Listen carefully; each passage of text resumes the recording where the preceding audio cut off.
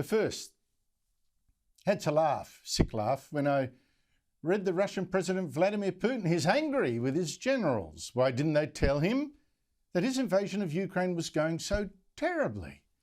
Intelligence intercepted by the US as Putin complaining, why didn't my generals tell me the bad news? I had to laugh because if Putin watched this show, almost any show in the West for the past month, he'd have seen just how badly his Russian invasion was going. The tanks and helicopters being blown up, the 7 generals killed, the frostbite even. But Putin, this former spy boss, didn't know all this, we're told. His generals are too scared to tell him the truth.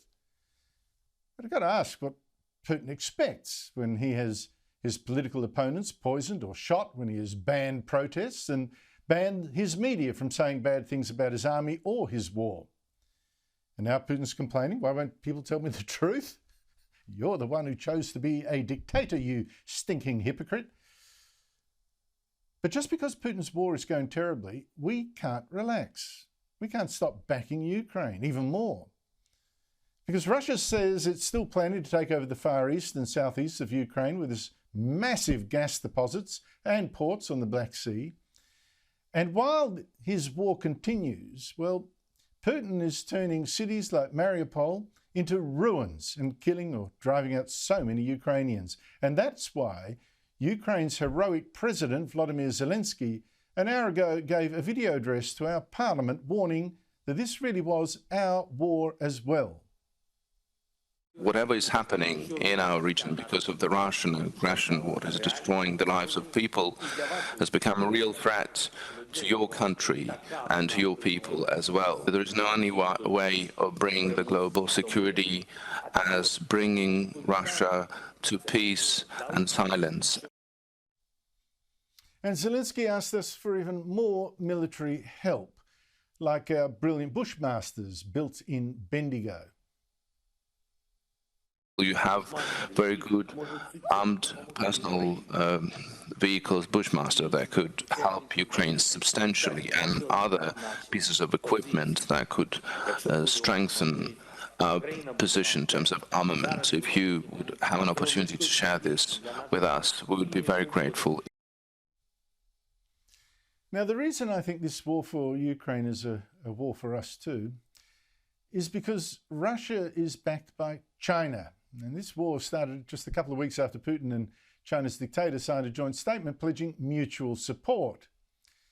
Now, for us in Australia, this new axis of authoritarians is a massive threat. I'll give you just one example.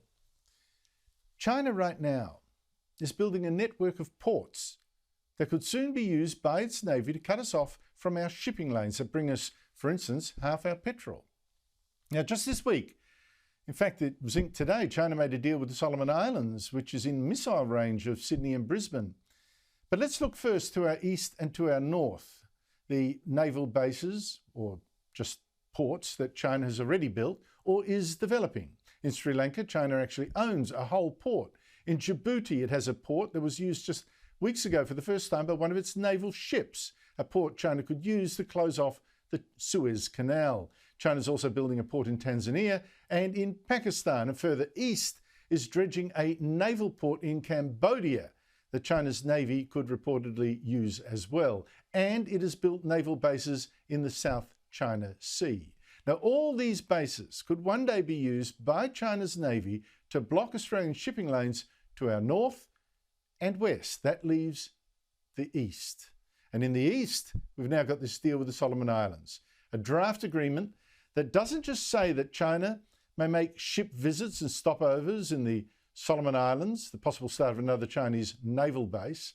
It also says that the relevant forces of China, means military forces, can be used to protect the safety of Chinese personnel and major projects in the Solomons, supposedly with the support of the government. But a bit of graft, of course, could buy that permission overnight.